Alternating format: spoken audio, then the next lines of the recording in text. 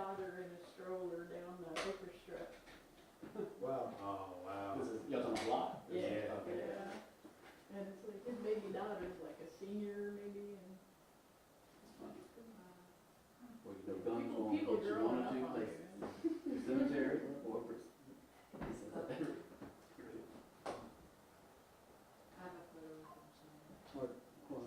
All right, y'all. I'm hot, so just let me know. Thank you, sir. Yeah, I got mine turned down. Yeah, like you just did. Actually, let me go ahead Go for it. and leave my way. go for it. This might be, I was gonna say, this might be. Leo, what? Do you need to get Yeah. There we go. If you want to. go Yeah, there? no, my problem is that I keep forgetting to read the regular list, so that's why I was like, maybe. Decide. Oh, no, I'll just go tie shots. Do a nice vanity fair, you know. Oh, yeah. Of the playoffs. The brutal. They said they're. Did you see her lip injection? Oh, yeah. It's a good story, but I was like. Somebody on Twitter was like, Vanity Fair will not be allowed back in the White House for at least another 5 years after those photos. Oh my God, that's hilarious. Right, I read this interview with like photojournalists out And how they photographed him like right up against walls instead of like putting space between them. You all good? Hey, all set. Thank you.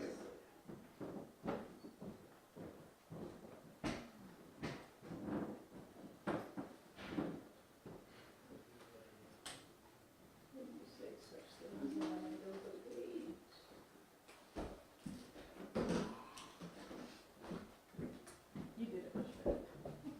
Oh, no, for the.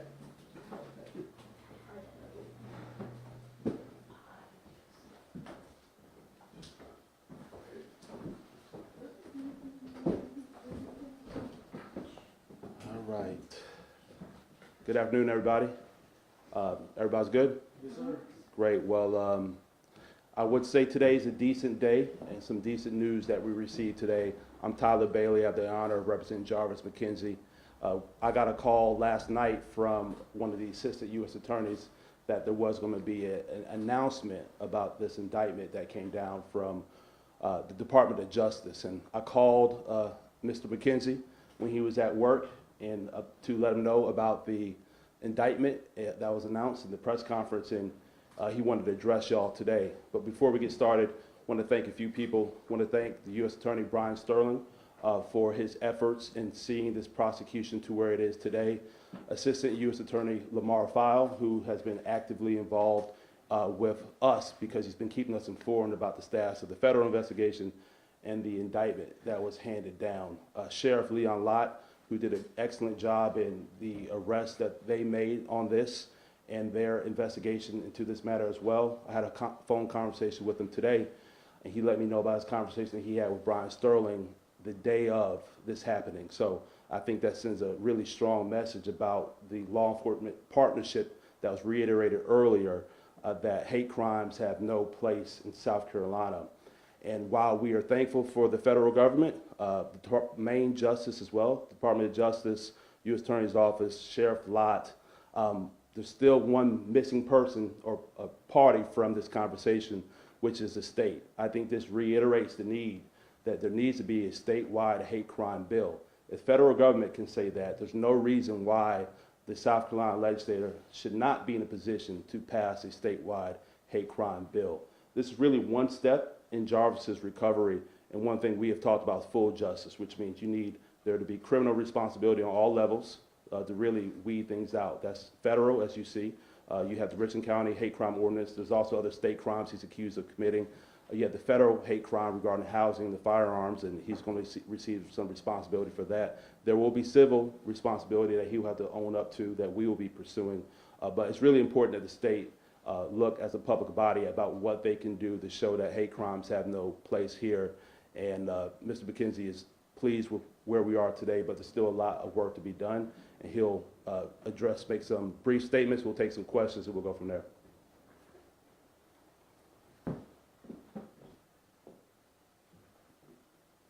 Go ahead. Are you ready? Well, moving forward, I'm glad that the government has stepping up and moving forward with this situation at hand, and maybe we can get something done, you know, moving forward for the state. Questions that y'all have? Jarvis, Derek Rush with WIS. You know, Sheriff Lott spoke about it earlier today, and I just couldn't let it go. He said that while this wasn't a physical damage per se to you, this is something that mentally, psychologically, emotionally could take a toll for the rest of your life. When we spoke with you not long after it happened, has it gotten any easier to process? We're almost 6 months since everything had happened at this point. Has it gotten any easier to process some of those events? Well, it's still a challenge for me and my family, but moving forward, I'm kind of like coming along, you know, from here and there. It crossed my mind that this is what happened to me. You know, but other than that, you know, moving forward, man, it's a process still. Have there been any conversations, I know Alan Wilson, Attorney General Alan Wilson sent the letter about local and county hate crime ordinances being unconstitutional without a statewide one. So I just wonder if you guys have had any conversations with the Attorney General's office about this, or if there are other charges the state is pursuing. Well, I can answer that. There has been no conversations with the Attorney General's office about that. I do believe that local government has the ability to enact ordinances to protect their people and also kind of codify the local people's values and their policy. And you heard Brian Sterling today say that hate crimes has no place in South Carolina. You heard Sheriff Lott say the same thing. So I think the state should say the same thing as well. I think the people certainly believe it has no place. And so, no, there's been no conversations. We will welcome conversations with Alan Wilson's office, and they want to also seek to prosecute Feckle in this matter for some hate-related crimes or other crimes that maybe he's not been charged with. We'll welcome that as well. Would you be able, I'm sorry. Tell me, what was your initial reaction when you first found out the government was stepping in? I was glad that they had stepped in. You know, it was like, I didn't think that was going to happen. I didn't think that was going to move forward for it. When did you guys first find out? Yesterday is when we found out. So we knew that they were looking into it for a long time now. And to be honest with you, I was surprised because the press release with this came from Maine Justice. So I think that really shows the priority that the federal government looked at the situation all the way up in D.C. to our U.S. Attorney's Office here. And so I think that shows how important this was. So I was surprised, you know, being from South Carolina and seeing things a lot of times. There's been some people who tried to downplay this entire incident, and you see from the highest levels of government here, that was not the situation. They issued their statement from Maine Justice. Our U.S. Attorney's Office has their own press office who does issue press releases from time to time, but this come from Washington was a shocker to me. And as Jarvis just said, he was surprised, and I think a lot of people are surprised. It was a pleasant surprise, and I think what's also surprising that there still has not been any action on the state's behalf to do something here when you see the federal government, the Department of Justice, Maine Justice, thinks something needs to be done. Mr. McKenzie, could you reiterate how you felt that day when this happened? When it happened, Yes. well, I was shocked. You know, it really had, I didn't believe it had happened till it dawned on me later on. I was like, wow, did this just happen? Especially in my neighborhood, you know. I was gonna ask if you could, for those of us who maybe weren't around, can you explain to us what led up to us being here today? I was standing on the corner, waiting to go to work that morning, and the fella, he upped his gun and shot it and said what he had to say, and I ran.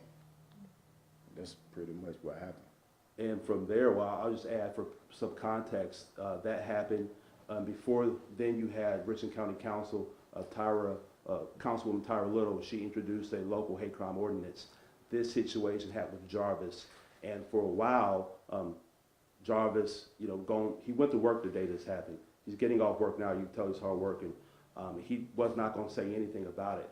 And after conversations, he wanted to use his experience and share that with people and hopefully make things better for others. He did that. And then now you see the U.S. Attorney's Office issue that indictment. So I think that it really shows a collective, how powerful one person's voice can be. And if Jarvis never said anything, I truthfully believe that this day would not be here today if he kept his mouth shut. Mr. Bailey, you mentioned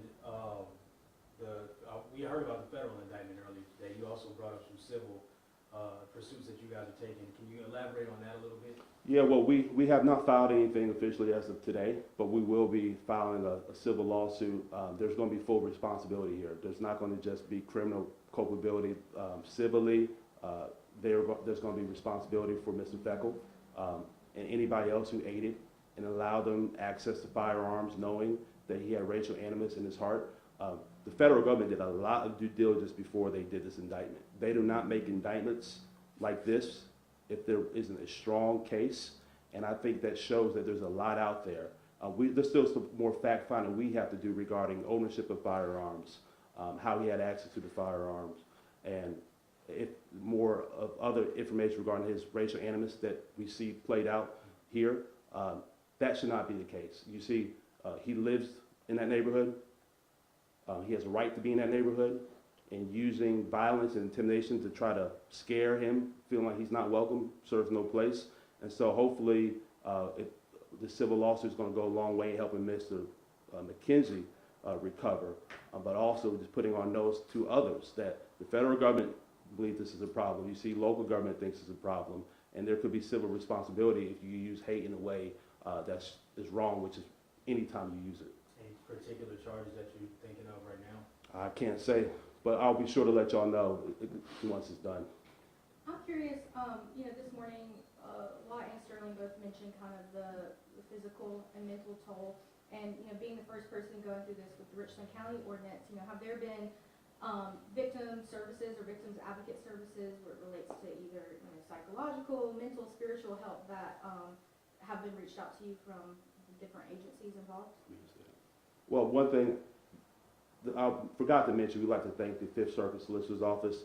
Their victims advocate has been involved in this. I don't want to speak too much regarding any services that Mr. McKenzie is receiving now, but there have been people who have reached out. The victims advocate at the Solicitor's Office has been involved in this entire process, from the initial bond hearing to the bond hearing that we had in General Sessions a month or so ago.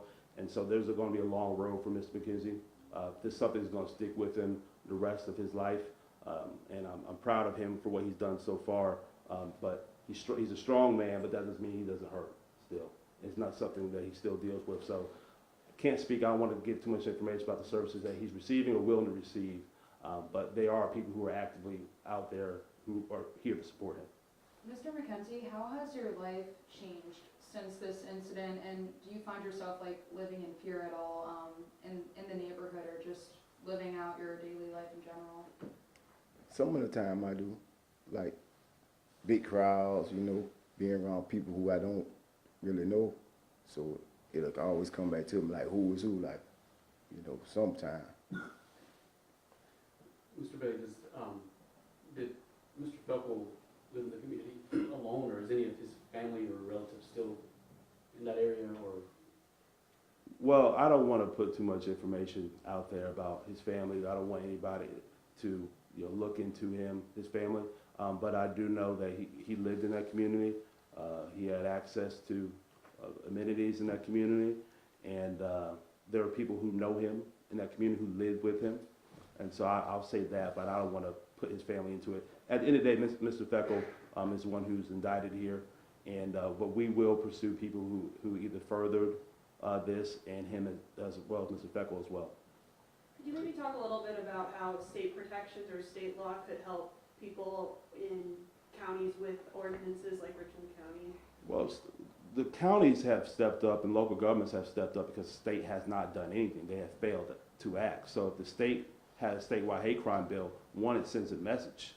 I think the message has been sent here, but hasn't been sent by the state. It's been sent by people who see the problem and have stepped up and done something, from Richland County Council, other cities and counties across the state. The federal government looked into this and they did something, and it sends a message. I think if people really knew, if the average racist knew that by acting hateful to somebody, this is what could happen to you, I guarantee you they would think twice before doing it. And this situation is a prime example of how law can be used to deter crime. You have punishment, but we need the deterrence, and without a statewide hate crime bill, I think that element of deterrence is not there, which emboldens people who may have hate in their heart to do something. What's your final message for lawmakers as we go into a session coming this winter? So I was surprised, like I said, when I heard about the federal government issuing their indictment. We are sitting here December 18th. We have next week, which will be the Christmas holiday. We're going into the new year. And I think that any lawmakers who felt that maybe a statewide hate crime bill may not have the broad support needed, I think they're wrong in that, because you see what this executive in the federal branch has done under the current leadership of the Attorney General, who's appointed by the President and confirmed by Senate. You see that they felt this hate was enough to issue a press release for Main Justice, and I think that sends a message that where most people feel that hate has no place in our community. So I think that if they're judging the political climate, I think they should see from this there's enough out there for the Senate to get a hate crime bill passed and get it on the governor's desk for a signature.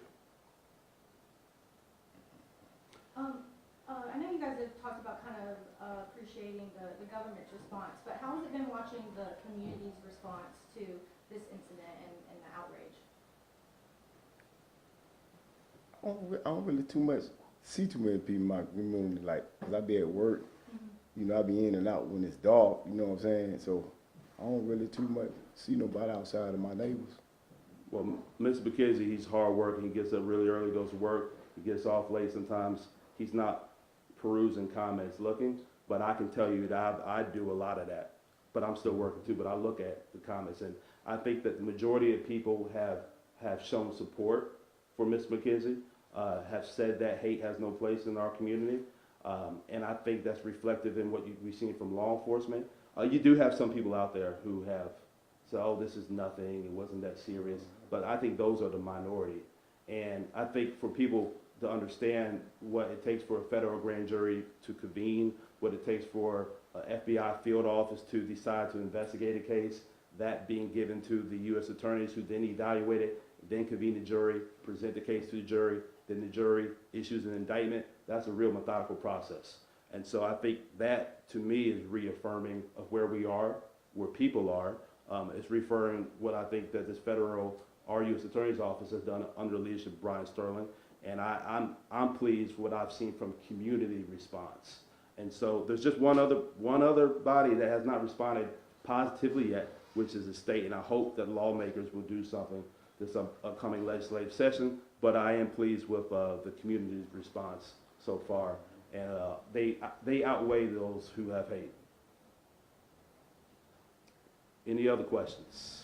Mr. McKenzie, if you could speak directly to lawmakers about enacting a hate crime law, would you have anything to say to them, like, about its importance? Yeah, I think it's really important, you know, for the communities. Like Mr. Bailey said, there should be no hate in the community, you know. So I thank the government for moving forward. Like he said, hopefully the state will adapt to it as well. All right. Thank you. Thank you.